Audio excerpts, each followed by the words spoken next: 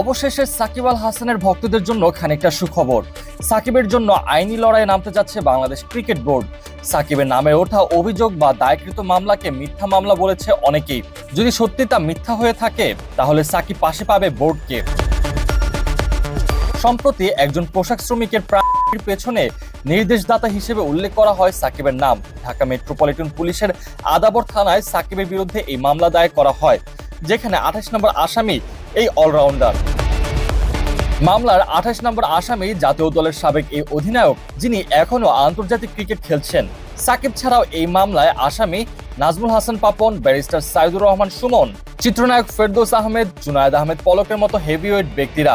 এছাড়াও এই মামলাও সাবেক প্রধানমন্ত্রী শেখ হাসিনা, আওয়ামী লীগের সাধারণ সম্পাদক ওবায়দুল কাদের সহ ১৫৬ জনকে এবং অজ্ঞাত আরো ৪০০-৫০০ জনকে আসামি করা হয়েছে।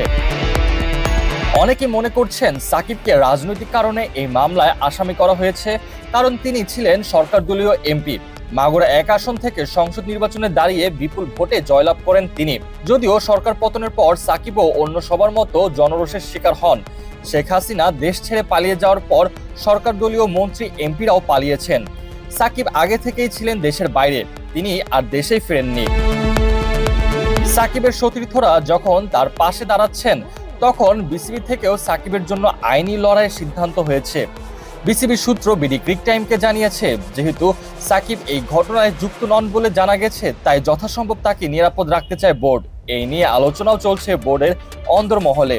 যদিও আদালত থেকে কোনো নির্দেশনা আসা আগ পর্যন্ত সাকিবের খেলা চালিয়ে যেতে কোনো বাধা নেই।